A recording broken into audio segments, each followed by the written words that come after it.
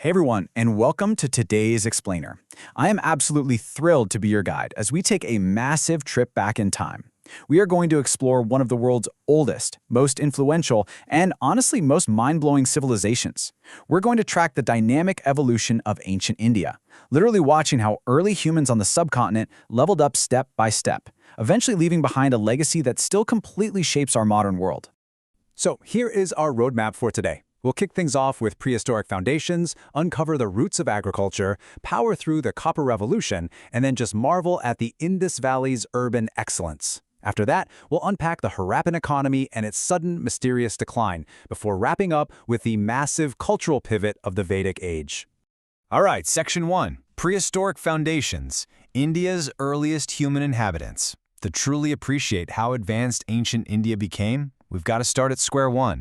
Think of this timeline as our mental anchor.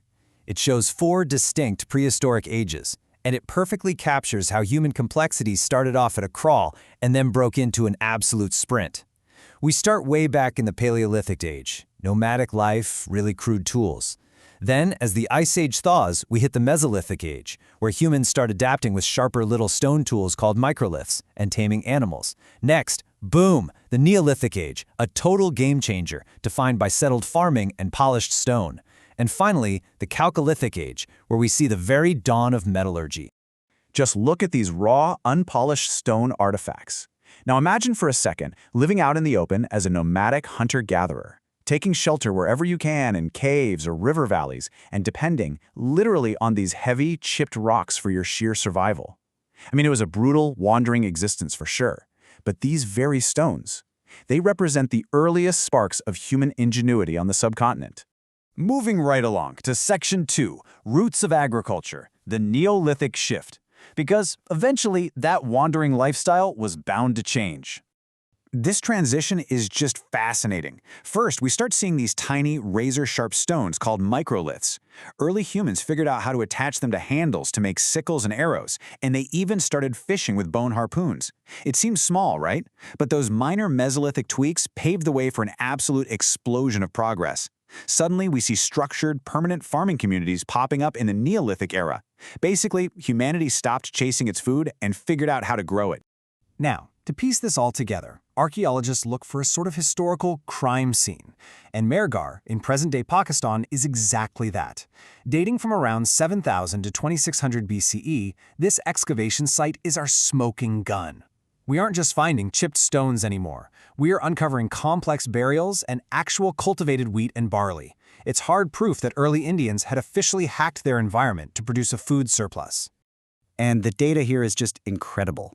Archaeologists aren't just taking wild guesses that these people were farming, the bones tell the story. This chart lays out the high frequencies of specific animal remains found at Mehrgarh: dogs, goats, cattle, and sheep. By crunching this data, we have undeniable evidence of animal husbandry. They created reliable, controlled food sources, entirely rewriting the human-animal relationship in the process. Okay, let's jump into Section 3, the Copper Revolution, the dawn of metallurgy. So this right here is a massive technological level up, unfolding in 4 key steps. Step 1, early humans realize they can actually hammer native copper. Step 2, they harness fire in a whole new way to figure out advanced smelting, literally extracting copper right from the ore. Step 3, tool diversification explodes. We're talking fine chisels, axes, even jewelry. And step 4, this is the big one. Because this smelting process is so complex, you get craft specialization. For the first time ever, you have people whose entire full-time job is just metalworking. This changed the very fabric of how wealth was built.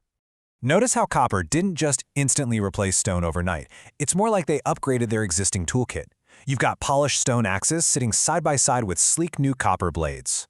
It's a perfect snapshot of a society right in the middle of a major transition, building complex settlements, controlling precious metal resources, and laying down the very first trade networks of the ancient world.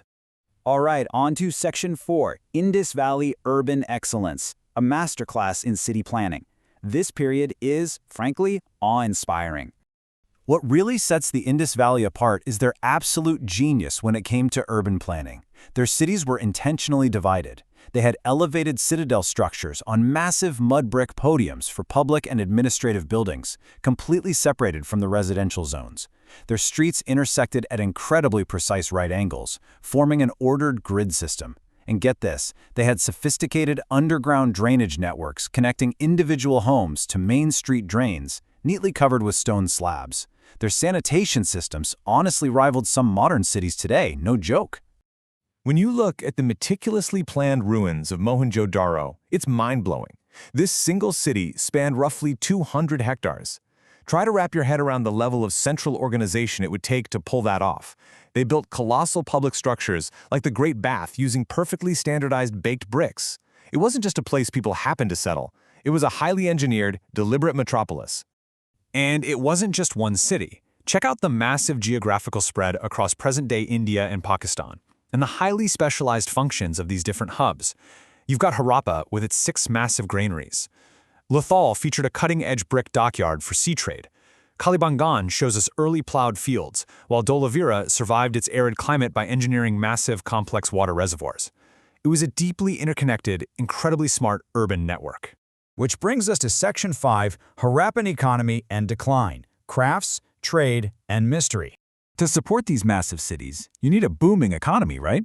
And the artifacts they left behind are just stunning. We're talking ultra-fine painted pottery with these complex geometric designs and beautifully crafted semi-precious stone beads that required really advanced drilling techniques. But here is the major takeaway. The incredible standardization you see across all these artifacts, that wasn't a coincidence. It was entirely by design.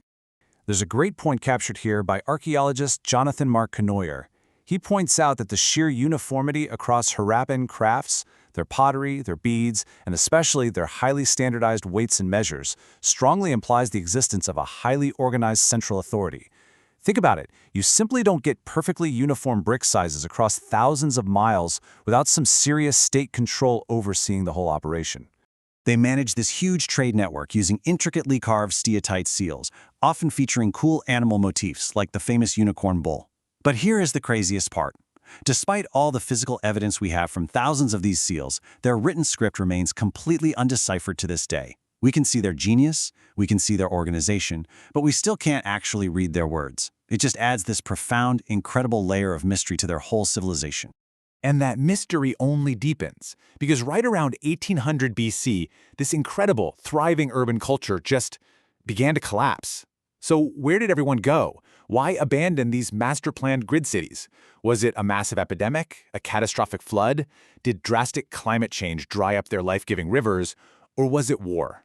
Scholars are still vigorously debating the true cause, but the fact is, the great cities of the Indus Valley eventually emptied out. Let's dive into Section 6, the Vedic Age, a cultural and philosophical shift. As the Indus cities faded into history, a totally new era was born. This is a night and day contrast.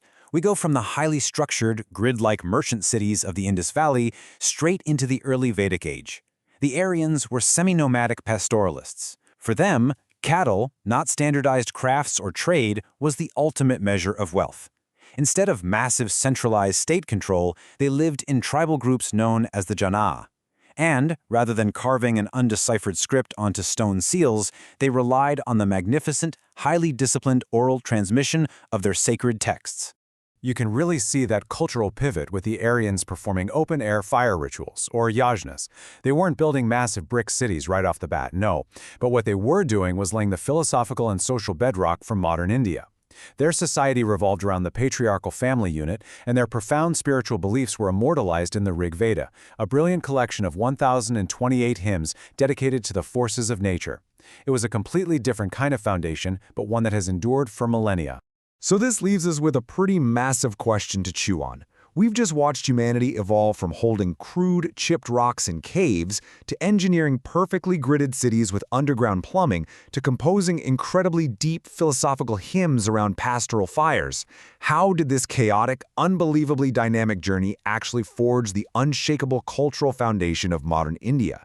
The sheer scale of human progress we've covered today is staggering, and it just proves that the echoes of these ancient innovators are still heavily shaping our world right now. Thank you so much for joining me on this explainer, and always keep questioning the history around you.